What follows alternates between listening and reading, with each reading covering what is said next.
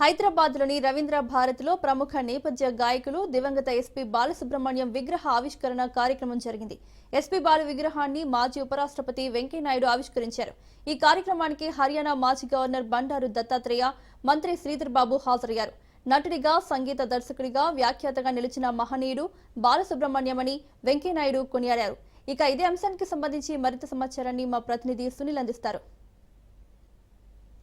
రవీంద్ర భారత్లో ఏర్పాటు చేసినటువంటి ఎస్పీ బాలసుబ్రహ్మణ్యం గాన గాంధర్వుడు, పద్మభూషణ్, పద్మవిభూషణ్, పద్మశ్రీ అవార్డు గ్రహీత బాలసుబ్రహ్మణ్యం విగ్రహ ఆవిష్కరణకు తెరబడింది. ఈరోజు ఉపరాష్ట్రపతి వెంకయ్యనాయుడుతో పాటు ఐటీ శాఖ మంత్రి శ్రీధర్ బాబు, మాజీ గవర్నర్ బండారు దత్తాత్రేయ విగ్రహాన్ని ఆవిష్కరించారు. రవీంద్ర భారత్లో ఏర్పాటు చేసినటువంటి విగ్రహానికి కళాకారులు, డప్పు నృత్యాలతో వారందరూ కూడా వచ్చి ఇక్కడికి ఎంతో కోలాహలంగా విగ్రహ ఆవిష్కరణ చేశారు. అయితే విగ్రహాన్ని అడ్డుకుంటామని కొంతమంది చెప్పడంతో కొంత వివాదాస్పదంగా మారింది. తర్వాత ఇప్పుడు ముఖ్యమంత్రి రేవంత్ రెడ్డి కొంత బిజీ షెడ్యూల్. ప్రస్తుతం సింగర్ కల్పన గారు, మేడం ఎట్లా ఉంది మీ గురువు గారు సుబ్రహ్మణ్యం విగ్రహ ఆవిష్కరణ ఎలా అనిపిస్తుంది? చాలా సంతోషం, చాలా గొప్ప విషయం. అదే ఎప్పుడు చెప్తున్నట్టుగా మొట్టమొదటి థ్యాంక్స్ తెలంగాణ సీఎం గారికి, honourable chief minister Revanth Reddy సార్కి మా ధన్యవాదాలు.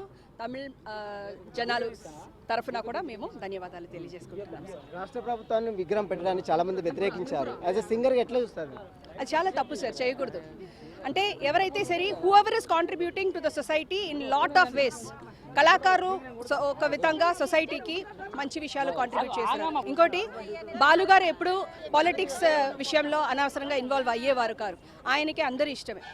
మాకు తెలిసినంత వరకు ఆయన ఎప్పుడు అనవసరంగా ఒకరిని హర్ట్ చేయకూడదు అని ఎప్పుడు అనుకునేవారు. అందువల్లనే 2004లో ఆ సాంగ్ వచ్చేటప్పుడు ఒక అవసరం లేని ఒక లైన్ ఉంటే, అది ఆ లైన్ పాడి ఉంటే కొంతమంది సంతోషించవచ్చు, కొంతమంది డెఫినెట్గా హర్ట్ అవుతారు. అది చేయకూడదు, హర్ట్ చేయకూడదు అని మంచి ఉద్దేశంతోనే ఆయన ఆ రోజు చెప్పి ఉంటారు.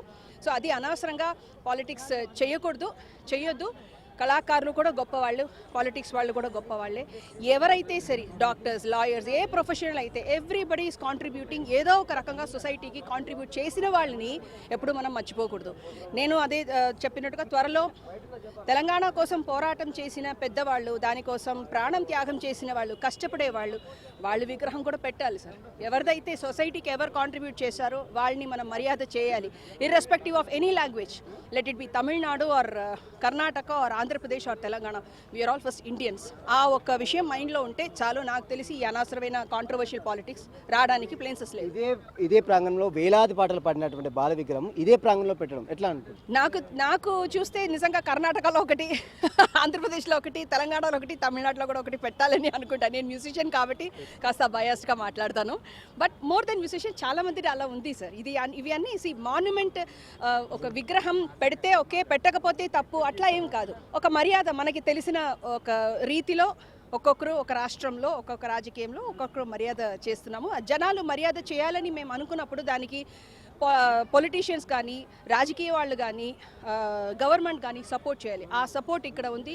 దాన్ని చూసి నేను సంతోషపడతాను. మొత్తం మీద సింగర్ కల్పన విగ్రహాలు పెట్టడాన్ని వ్యతిరేకించడం కరెక్ట్ కాదు. ఇదంతా కూడా ఎవరైతే ఫైట్ చేశారో, రాష్ట్రాల కోసము, దేశ అభివృద్ధి కోసం ఫైట్ చేసినటువంటి అందరి విగ్రహాలు పెట్టడాన్ని స్వాగతిస్తున్నాను. అదే తరాలో తెలంగాణ రాష్ట్రం కోసం పోరాడినటువంటి ఉద్యమకారుల విగ్రహాలు కూడా పెట్టాలి, కళాకారుల విగ్రహాలు కూడా పెట్టాలి అంటూ కూడా సింగర్ కల్పన చెప్తుంది. మొత్తం మీద రవీంద్ర భారతిలో ఎంతగానో ఒక ఉత్కంఠంగా నెలకొన్నటువంటి విగ్రహావిష్కరణ వివాదానికి తెరబడిందని చెప్పవచ్చు. ముఖ్యమంత్రి రేవంత్ రెడ్డి చేతుల మీదుగా విగ్రహావిష్కరణ జరుగుతుందని అందరూ భావించినప్పటికీ కూడా ముఖ్యమంత్రి రేవంత్ రెడ్డి ఢిల్లీలో పర్యటన ఉన్న నేపథ్యంలో ముఖ్యమంత్రి రాకపోవడం వల్ల ఈరోజు ప్రస్తుతం మాజీ ఉపరాష్ట్రపతిగా ఉన్నటువంటి వెంకయ్యనాయుడు చేతులతో మీదుగా విగ్రహావిష్కరణ చేశారు. రాష్ట్ర ప్రభుత్వం తరపు నుంచి ఐటీ శాఖ మంత్రి శ్రీధర్ బాబుతో పాటు మాజీ గవర్నర్ బండారు దత్తాత్రేయ, బీజేపీ అధ్యక్షుడిగా ఉన్నటువంటి రాష్ట్ర అధ్యక్షుడిగా ఉన్న రామచంద్ర, వీరందరూ కూడా హాజరయ్యారు. మన చూడొచ్చు, మొత్తం కాస్య విగ్రహం దాదాపు గాన గాంధర్వుడు, పద్మభూషణ్, పద్మవిభూషణ్, పద్మశ్రీ అవార్డు గ్రహీత ఎస్పీ బాలసుబ్రహ్మణ్యం విగ్రహ ఆవిష్కరణ ఎట్టకేలకు రవీంద్ర భారతిలో ఆవిష్కృతమైందని చెప్పవచ్చు. దాదాపు వేలాది పాటలు ఇదే ప్రాంగణంలో వేలాది పాటలు పాడి దేశంలోనే దాదాపు 40,000 పాటలు పాడినటువంటి ఒక గాయకుడు ఎవరైనా ఉన్నారంటే అది కేవలం ఎస్పీ బాలసుబ్రహ్మణ్యం. కేవలం తెలుగు కాకుండా తెలుగు, తమిళ్, కన్నడ, అదేవిధంగా మలయాళం అన్ని హిందీ, తెలుగు, తమిళ్ అన్ని భాషల్లో కూడా దాదాపు 40,000 పాటలు పాడినటువంటి ఒకే ఒక వ్యక్తి బాలసుబ్రహ్మణ్యం. అలాంటి బాలసుబ్రహ్మణ్యం అనారోగ్యంతో మృతి చెందడం, ఆ తర్వాత అతను గుర్తుగా రాష్ట్ర ప్రభుత్వం ఈరోజు రవీంద్ర భారతిలో మనం చూడవచ్చు. రవీంద్ర భారతిలో అతను కాంస్య విగ్రహాన్ని ఇక్కడ ఏర్పాటు చేయడం పట్ల అందరూ హర్షిస్తున్నప్పుడు కూడా కొంతమంది తెలంగాణ బాధను మాత్రం వ్యతిరేకిస్తున్నారు. తెలంగాణ రాష్ట్రం కోసము గేయాన్ని పాడడానికి నిరాకరించినటువంటి వ్యక్తి బాలసుబ్రహ్మణ్యం విగ్రహం ఎలా పెడతారు, దీన్ని ఎట్టి పరిస్థితులు అడ్డుకుంటామని ఇప్పటికే చాలామంది క్రాంతి దళ సభ్యులు కావచ్చు, దాదాపు చాలామంది తెలంగాణ వాదులు అడ్డుకున్నప్పటికీ కూడా విగ్రహ ఆవిష్కరణ అయితే కంప్లీట్ అయింది.